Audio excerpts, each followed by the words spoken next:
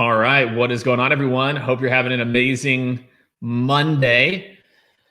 Man, it feels like, I guess I did one Friday, but it feels like it's been a lot longer. I actually took literally Tuesday, Wednesday, Thursday, Friday off. I did not check email, or Saturday, 5 days. I did not check email. So I'm back at it, getting at it right now. Really appreciate everyone joining. I'm going to bring Max live here in 1 second. Goal for today is really to talk a lot about what's going down in modern, we'll call it outbound, but really we're going to talk a lot about sales as well too. So this is an opportunity for all of you.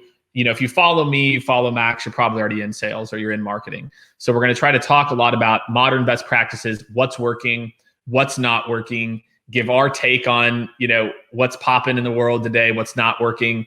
I'm really excited for the conversation. So going to bring my man Max live. Here we go.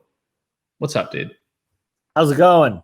Not much, man. Yeah, you can't talk. At least we haven't figured it out. And I don't know, maybe it shall be. We can't figure out the backstage option for what do you call it, for StreamYard. So it's I just got to pull you on and you're just immediately hopping into it. No, you need some music, some M&Ms, peanuts, soda, something like that. It's got to be a proper green room back when in that's real life. Right. That's exactly it. And then we've got to have, and then what we should do too is we should come out with a theme song for each guest, or a video or something where you can pick. I forgot what I did an event once where I think they played a song for each person that got up on stage. And so they asked you in your prep, what's your theme song? And what was yours? I think it was Final Countdown or something like that. Europe, right? Europe? Isn't that Europe? Who sings that?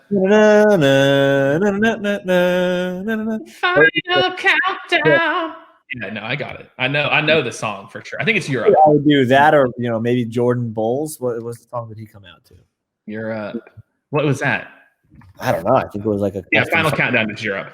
Yeah. Very proud of myself. That's how I listen to 80s hair metal. I may or may not, Max, have seen Poison in concert 4 times. I'm just gonna put it out there.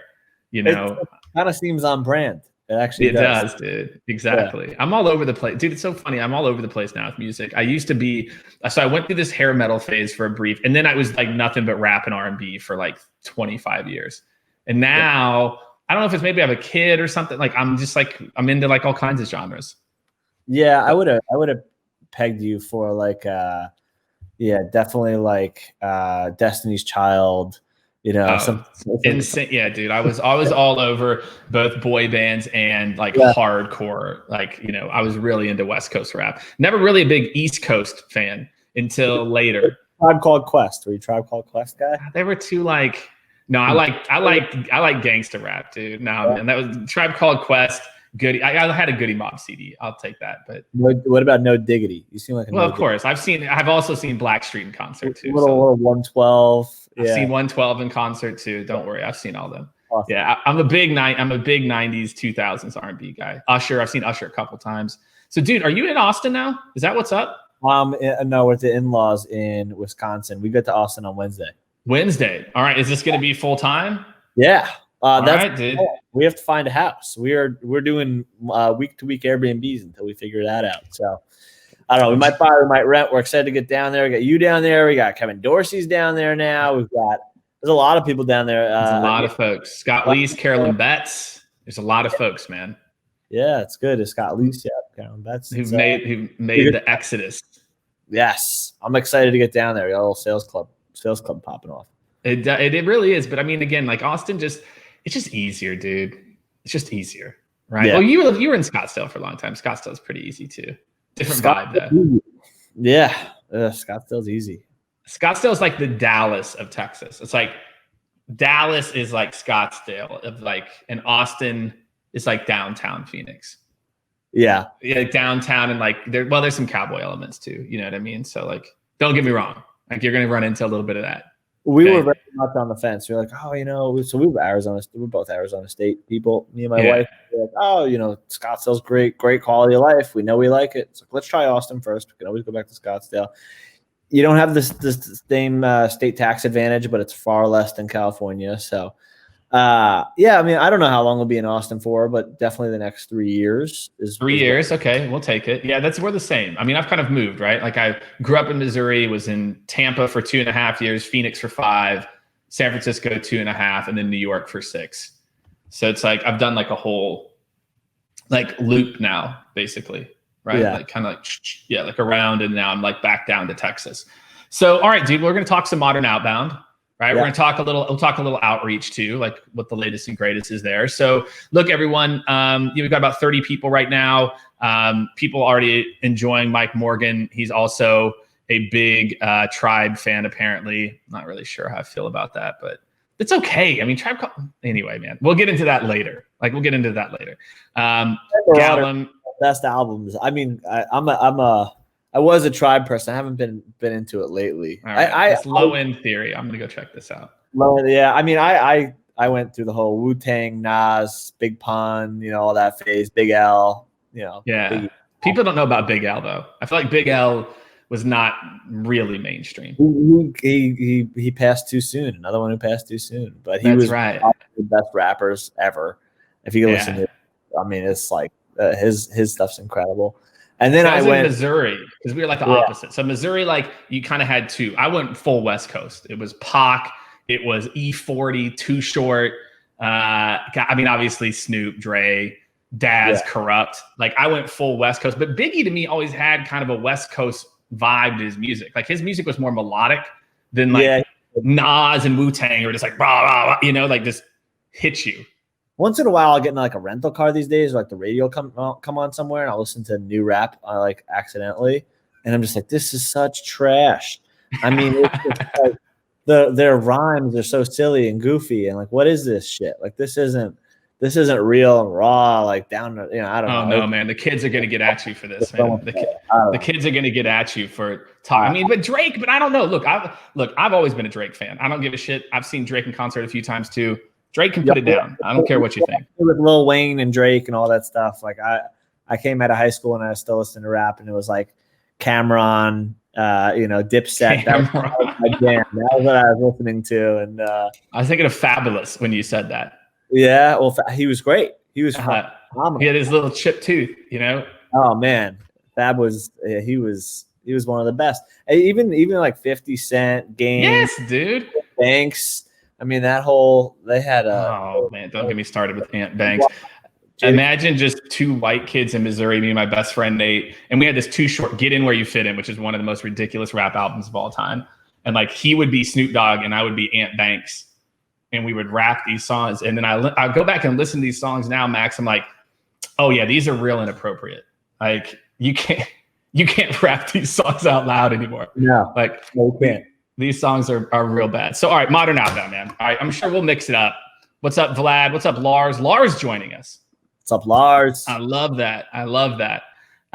So, all right, dude, let's talk modern outbound. So what I want to do, man, we'll maybe go broad to start, and then let's get super specific. Obviously, look, man, you're doing a lot of different things. Being a dad too is one of them. Obviously, congratulations. I think I've talked to you, but maybe not. But if not, congratulations. Thank you.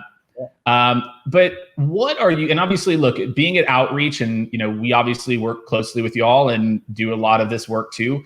What would you say are the biggest trends that have kind of either come out of COVID or that you see going forward? Meaning, like, what are the things that maybe we were doing before that we either shouldn't be doing moving forward, or trends in people being more aware, or heading directionally around, whether it's the types of mediums they're using or how they're using the mediums? I'll let you kick it off, and then I'll add my kind of flavor to it too. Yeah, definitely. So we went through like multiple COVID phases. I remember there was like the first couple weeks where it was like, don't sell anybody. Let's make sure you have all this like verbiage in your sales stuff. Even if you are selling, that's like, I hope you're safe and all is good and all this. Like you needed to have a paragraph of like, Oh, crazy times. Yeah. And then so like we went through that phase, and there was the initial phase of like, oh my God, everybody's scared. This is crazy. What's going on? Then there was the shock, like kind of like the shock wearing off, like back into like, okay, are we like getting back into business? Like things aren't really open yet again, but the initial shock is kind of wearing off. So we need to like kind of go back to real life. And then it kind of went out of that. Things started to reopen. They're like, okay, we're selling again. We still had like some of the little verbiage here and there, but selling with empathy, all that kind of stuff, like you should be doing anyway. I think, there was definitely the overboard to that. Yeah, no shit, right? Like actually caring about like diversifying your outreach by like someone's industry and how well it's doing. Like maybe we should have been doing that for forever. Exactly. Yeah. I remember Shocking conversation with folks and I'm like, yeah, it's not just good enough to do by industry. You should, there needs to be some kind of like an intent layer or an intuition layer, or even if you can't afford intent stuff. Because even if you were like to do that in the beginning of COVID, you could say, all right, the entire restaurant industry is falling flat. It's like, well, we shouldn't sell to Open Table right now, maybe because nobody's making reservations, but DoorDash is crushing it because everybody's getting delivery. Yep. It's kind of like it's the micro industries. It's understanding the nuances of like what's the difference between industrial manufacturing and consumer packaged goods. Yep. And a certain type of industrial manufacturing. So empathy goes up. We start to realize like, oh my gosh, maybe we should pay attention to this stuff. What else? Yes, you reorganize and recalibrate your target account list. That's a good exercise. You reorganize and recalibrate your messaging. Another good exercise, to understand how you're addressing people in times like these. I think we get out of that, and we're moving into a place now where, all right, there used to be a way to approach somebody in real life and online. There were two separate things. You can meet people at conferences. You can go to their office, fly in, shake their hands, all that. We just completely got rid of in real life. So now it's all online. Mm-hmm. When that happens, everybody wants to double down on online. And then when that happens, it becomes noisy.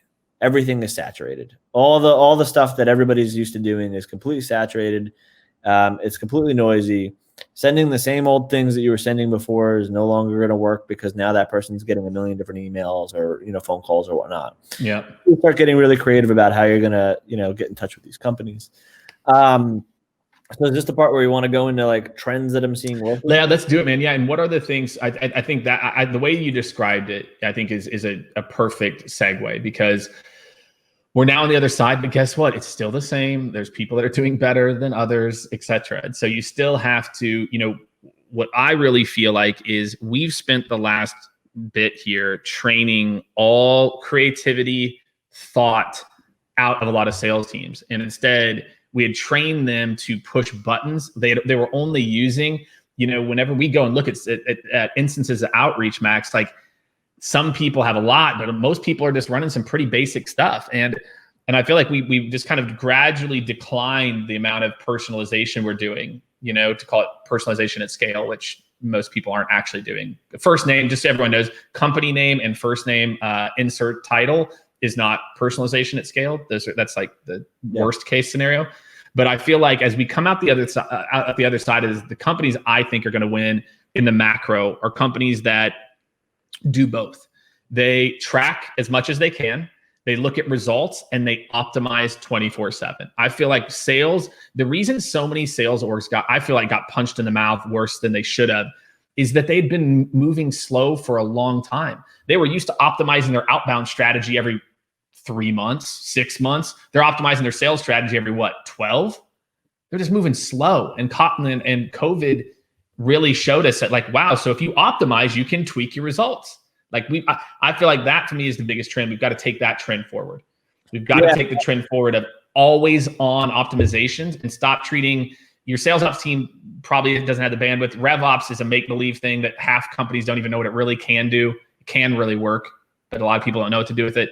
It's just about optimizing the same way marketing does performance marketing. And that's my big shift. I remember speaking to the VC community right when COVID hit, and they were like every company has an excuse not to hit their revenue number this year, but nobody has an excuse not to basically operationalize or optimize their business. Like, you could spend this time trying to hammer the same old lists and the same old messaging, doing all that kind of stuff, and maybe you'll get lucky, maybe you won't.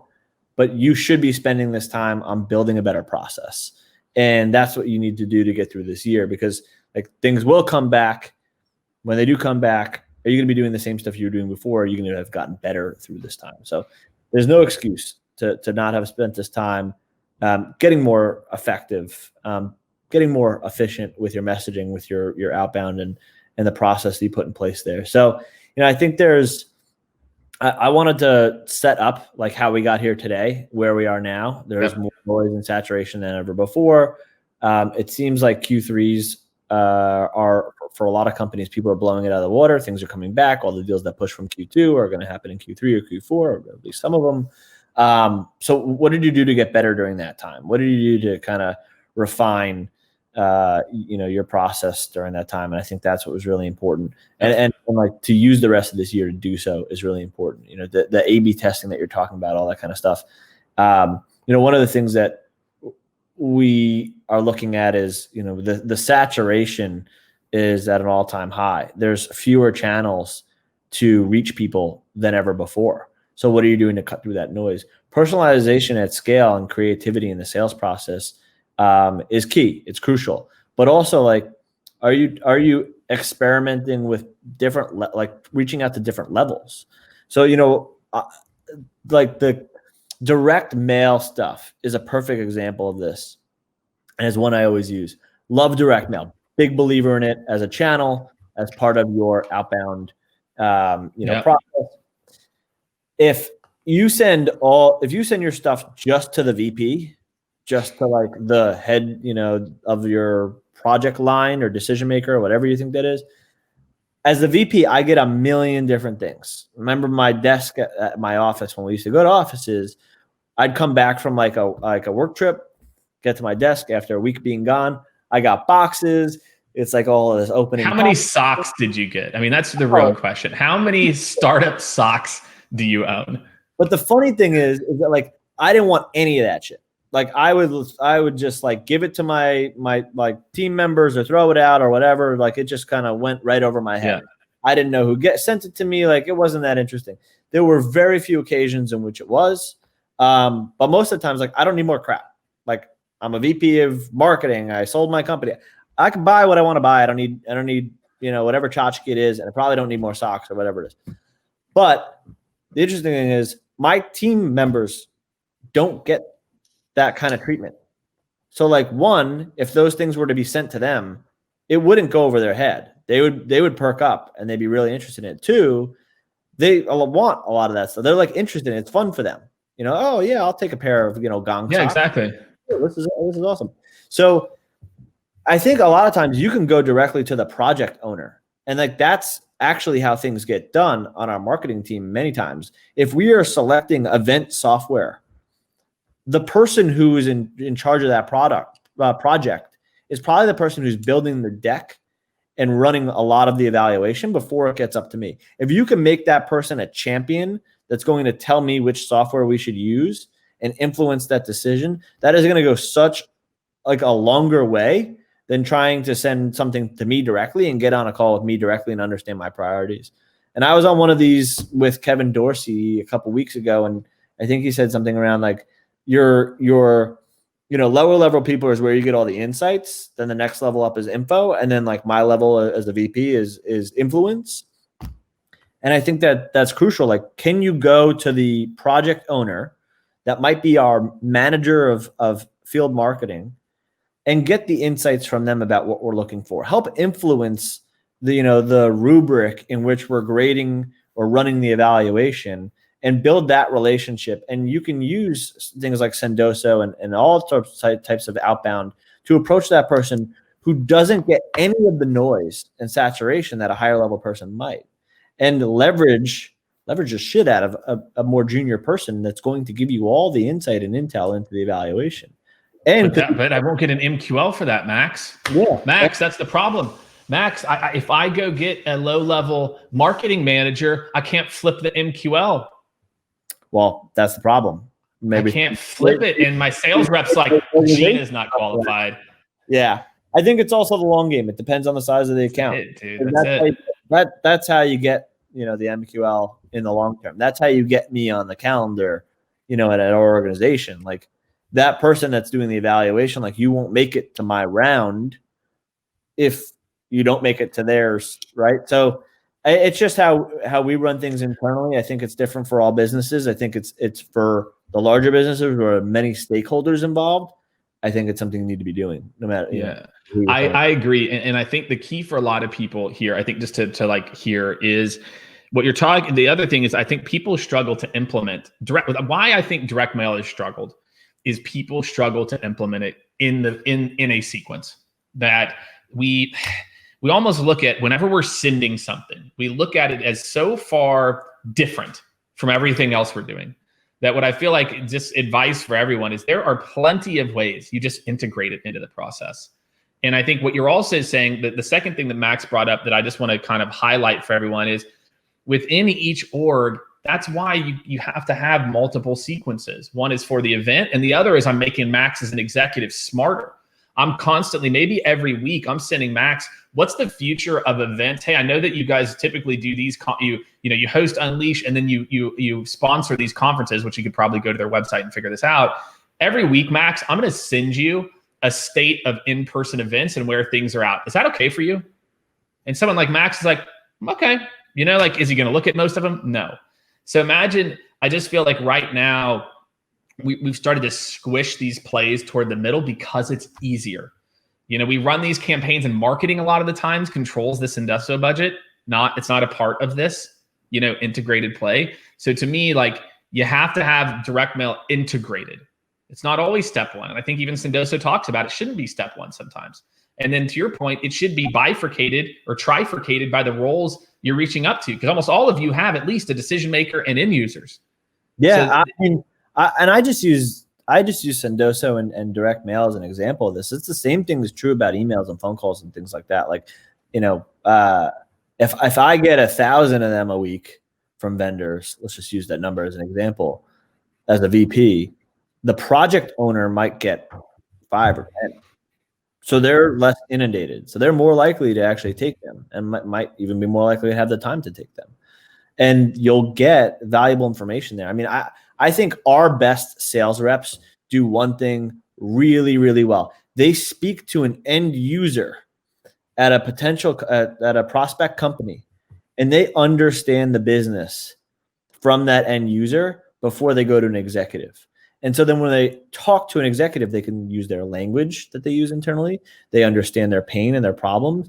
And it's much easier for them to get a meeting with that end user and actually spend that time than it is for that executive right off the bat. But once they have that information and they're able to say, hey, I spoke to people on your team and here's the pain that I see you guys have and here's how we can solve it.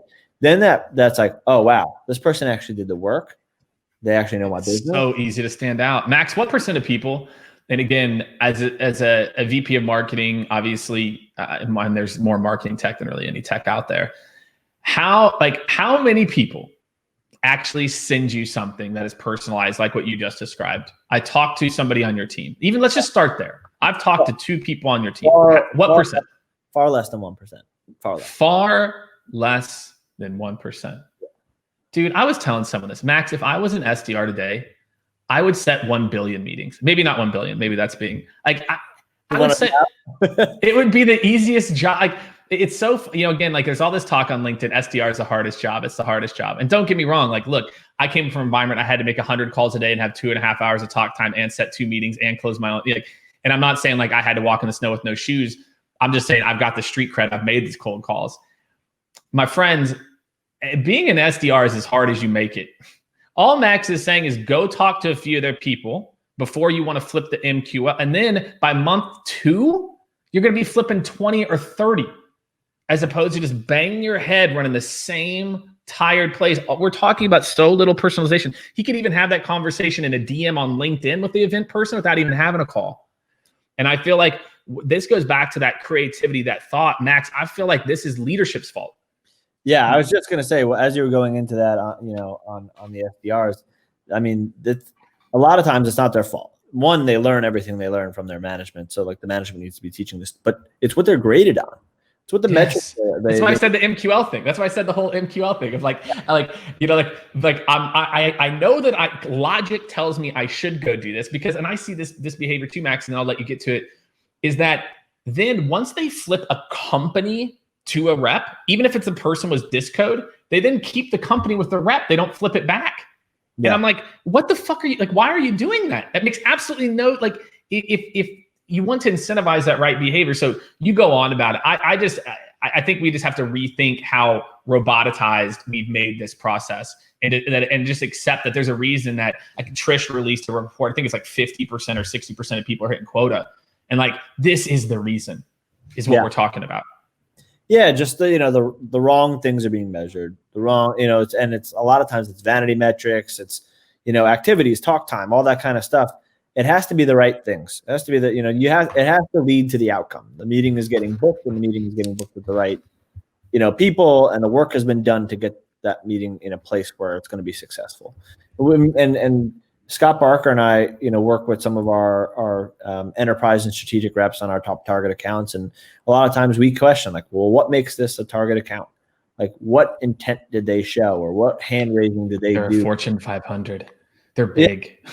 But yeah, cool. That doesn't mean that you spend a ton of time on them if they don't have a sales process and they don't have all this other stuff that, like, you need in order to be an outreach customer at some point. So there has to be the work that gets done on the ground floor that's way easier to figure out when you talk to somebody that's at a lower level, to figure that kind of stuff out, and then work your way up and have that conversation. And, it's sometimes you're a bouncer for your own book of business. Like, best to disqualify things out sometimes, so you don't waste time on the ones that aren't. Yeah, and always know that you're disqualifying the person, not the company. That's where I think a lot of people get twisted too, is that, going back to my example, you have a bad conversation with whatever. If you're selling to a mid-sized company, there's at least 10 different entry points, at least. And I'm talking company with like a few hundred people. There's 10 different people that could at least help you to get to stage 2. And I think too often people disco, but you're right. So we've got some good questions coming in. I'm going to start to take a few of these. Keep the questions coming. Make sure to toss Max. Max, what's your favorite LinkedIn emoji? There's only 6 of them, and they're all kind of equally. Oh, I don't know. So it's the hand clap. Yep. The heart in a hand. The heart. That's the support emoji. I'm supporting you. I like either the light or should I go with let's do the purple guy with the thinking. This one. He's totally covering his mouth too, in case you didn't notice. Nobody thinks like this, right? They think, you know what I mean? I don't know. I'll have to look. All right, so toss a thinking emoji if Max is making me think. Like a Lucius, like a beard from like a Kill Bill type beard. One of those. They need something, dude. LinkedIn's tech, man. That's just my favorite. Like, I've been getting active on stories, and the stories features, like, stories is built for you. I know it was. I'm so pumped, dude. I'm so pumped for stories because all the creators that only know how to do text. Bye. See ya. All right. So let's get back to it. What are some ways outbound reps? This is from Blake. Okay, Blake, you have to tell me if I got this right. So just so you know, Max, I'm notoriously bad with names. Blake Marais. He's got an accent over the E. So I think Marais. I think that's right. Blake, tell me if I got it right. What are some ways outbound reps can get close to their territories when most won't ever visit nor live in those areas, so they can learn cultural trends, things like that? So if you are selling into, and I'm guessing he's talking international here, so let's focus on like an EMEA or an APAC, where, I mean, dude, when you go talk to someone, like, how the French buy versus the Germans versus, South Korea versus Singapore versus China, like, where it's kind of difficult. What are some ways that you see people, maybe there's some universal things that you think kind of work across cultures, or maybe there's some ways that you see people that aren't going to live in a territory, same way as like people in the South buy differently than people in New York, right? So we've got our own little thing. How do you think about getting up to speed on some of those things, those nuances? Now's the best time to be in sales, because I think, like, all right, longer answer is, if you were in sales 10 years ago, you wouldn't have communities, you wouldn't have access to technology. It's like a taboo role. Nobody wants to be in it. Now it's like, you got the people who are graduating from Ivy Leagues that used to go work at like Goldman Sachs and Morgan Stanley, now want to go work in, SaaS sales. They can make more money and they work less hours, and you can, build an amazing career and get equity in, some of the fastest growing companies of all time. You've got technology at your fingertips that, wasn't funded until 5 years ago. Now multiple billions of dollars has gone into sales tech, basically since Salesforce was created. Like, there was a 10-year, 15-year gap, and then like nothing. And then the sales communities. And that's what I'm getting at here is you've got Sales Hacker, you can go post questions on. You've got, Revenue Collective, there's Rev Genius, there's SDR Nation. There's a million different sales communities out there now. Not a million, but enough. There's enough of these different sales communities out there now where you don't need a brand on LinkedIn to ask a question and get it answered. You can go to one of these communities and ask people, and there will be people in there locally. Modern Sales Pros is another one. Can't believe I forgot about that one, but another great one. Where, how do I sell into this region? What are the tips and tricks? I'm like, hey, have you sold into this region before? Is anybody from here? What do I need to know? What are the do's and don'ts? And just frame your question up, really thoughtfully. And I'll bet you'll find people who've either been there, done that, or, have done it for 20 years in their career and can give you all the tips of the trade. So reaching out to communities, like basically leveraging these people, especially if you don't know, if you've never been to those territories. So that sounds like step one. What else? Yeah, I mean, that's probably where I would get most of my information to structure like a plan. I think obviously doing research on the culture as much as you possibly can and understanding, how they work is smart. If you're calling into people in France, you might not get through to people in certain hours where you might get through to them in the US. I mean, there's very different like cultural norms in these areas. So just like knowing the basics, is stuff you can find online. But the communities is probably where I would get most of my information. That's smart. That's the quickest way is to don't learn the hard way. Learn the easy way by asking other people for their advice. And Stacy brought this up. Stacy Cochran, he managed Manhattan and the Southeast, and his coworkers thought that he had two personalities, and it's a technique called mirroring. And so, Blake, my advice for you is like go to the community so you get up to speed. It's called Google. The first time I did business with people in Japan, I'm like, okay, I know that this is different. So what did I do? I Googled it. And I watched YouTube videos, and it said, do this thing with your business card. So I got out my business. I went and bought a really fancy business card holder, and I presented it, and then I arranged the business, but I Googled it, and I just did that.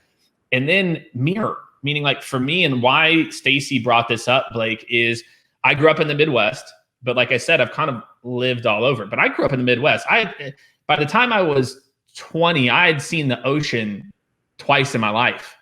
I didn't grow up the super metropolitan traveling everywhere, right?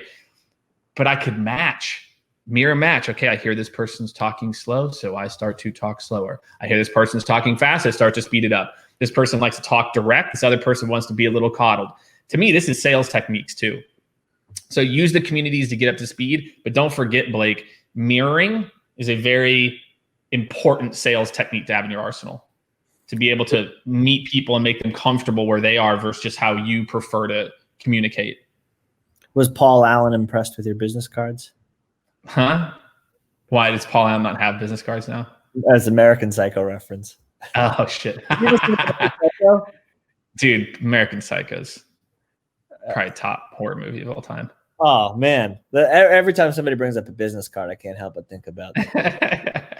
I'll have to go back and rewatch it now. My wife and I it was on Broadway.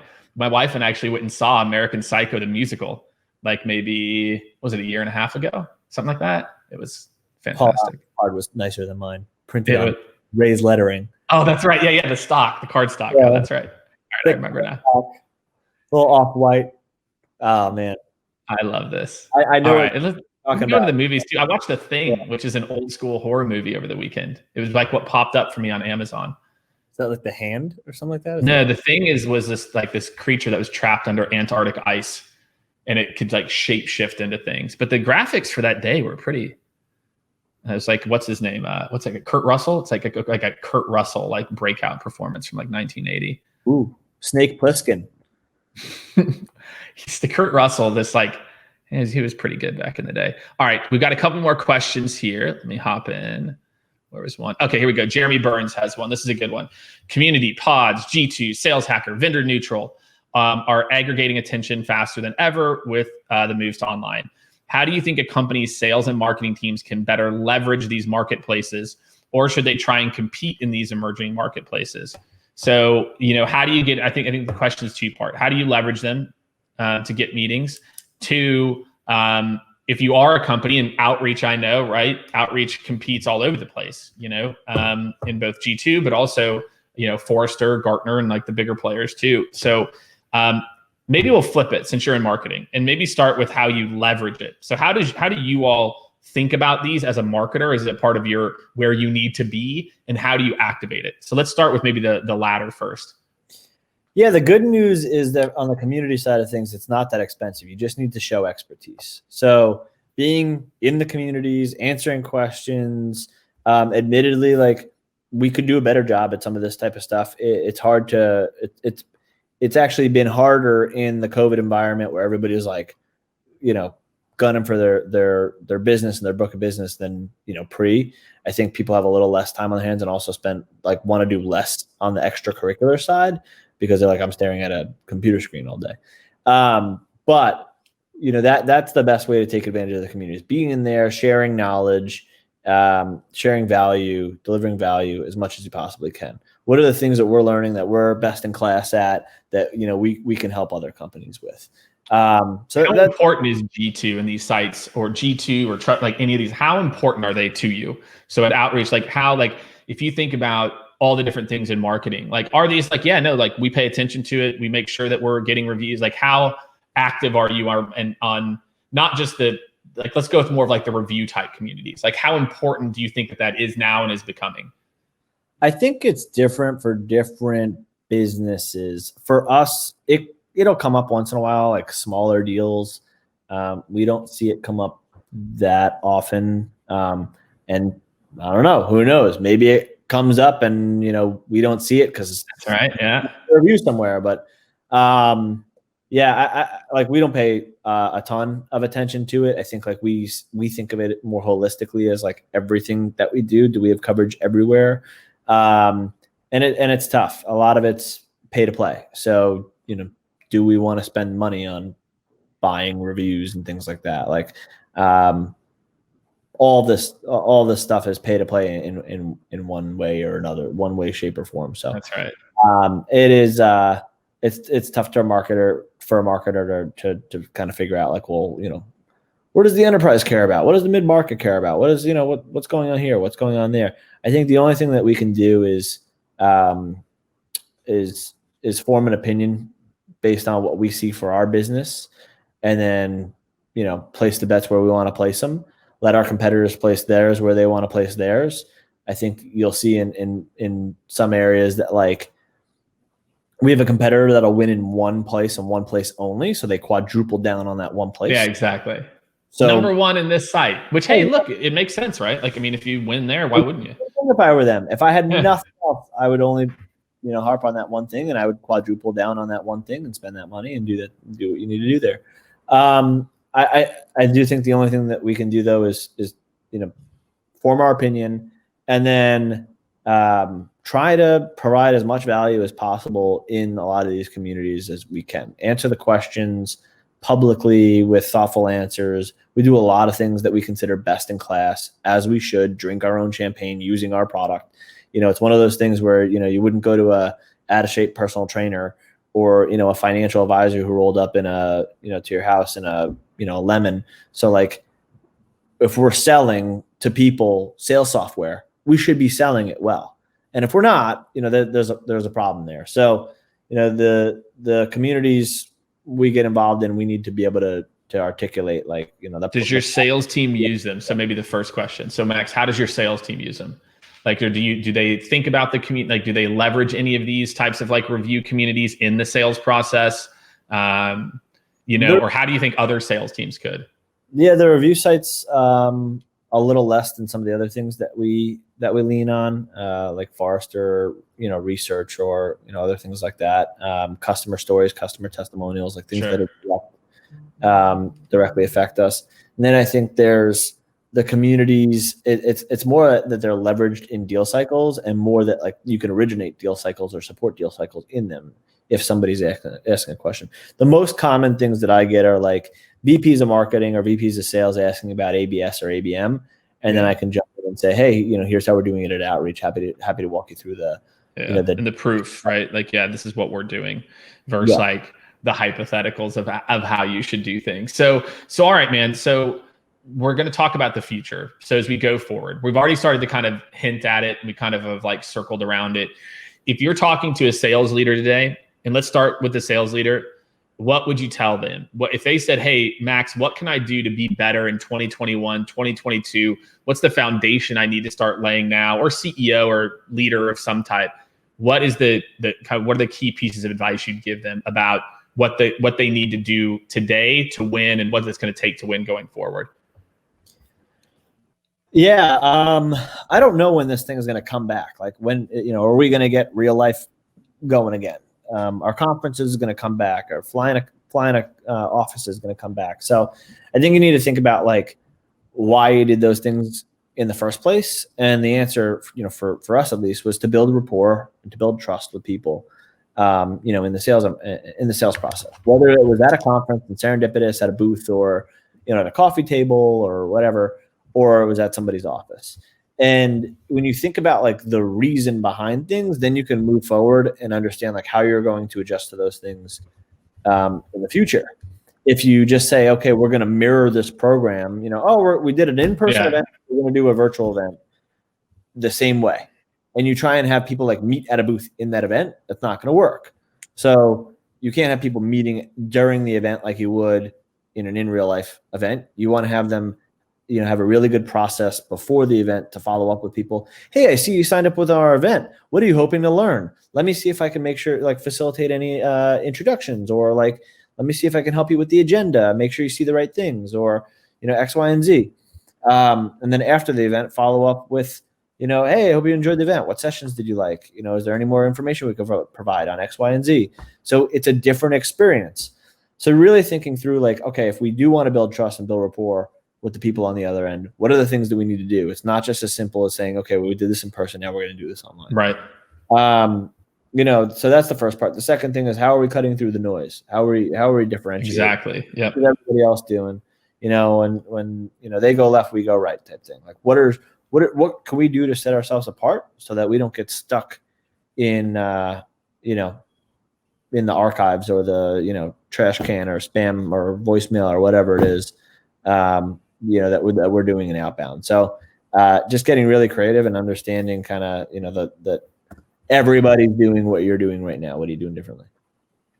All right. So what are some of those things? If you could get tactical, like, are there things that you see that you think are more or less? Like, are there anything that's new, or like whether, and it could be like the old is new, right? We've talked about some things.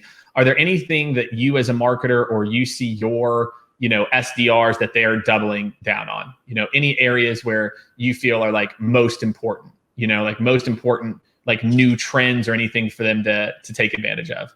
Yeah, you're right. So salespeople are consultants. They should be super well educated in what they sell, but also like the market that they sell in. And they should be armed with, collateral and research reports and things like that. So having them engage in communities where those people live and exist is something that you should probably be doubling down on. Right. We talked about going low instead of just automatically going high, going low and getting insights on a business before you fire in, to somebody in a higher level. Another thing that companies should be doing. From a marketing standpoint, everybody's stuck on Zooms all day, all the time. Virtual events and webinars aren't going to perform like they used to. What are some things you can do outside of, even putting on somebody on a Zoom or a video that can move the needle for you? So we did Outreach has been doing these book clubs, which has been doing really well. So we send people a book, and then people, come online and we talk about the book. Love that. Executives. I was on a roundtable the other day where somebody was saying they did like a walk and talk where they sent out a bunch of like running swag, and then instead of doing a video Zoom, everybody called in and everybody went for a walk at the same time, and they did like a virtual roundtable, but instead of on video, it was on audio. And everybody was walking at the same time. Okay, I can get down with that. A walk and talk virtually. Yeah, I mean, it's I love it though, dude. I fucking creativity, dude. Yes. This is, but I feel like, Max, this to me is the biggest issue. We just have not been spending enough time there. You know what I'm saying? Like we just haven't been paying attention to like getting out of the box, and that hasn't, what I hope is we continue to keep it. It shouldn't change. You guys should have been doing this shit anyway. Should have been doing walk and talk since day one. This is not like it's like, I feel like we need to make more empathetic. It's like, yeah, we've just done that already. Yeah, but dude, it is what we're saying though, right? Like the issue is like, even what you and I are saying, it's like, it's not, I don't know, dude. It's just people struggle to want, we just kept banging this drum for a long time. Email, email, email. We loved email because we could track everything. It was real easy. This came out, this came in. And now it's just more complex. And so I think to just double down on what you said, one, to me, what we're trying to push all our clients to, and this is so many clients, there's so much fucking pushback, is to start to focus on the first outcome, which is like some type of meaningful conversation.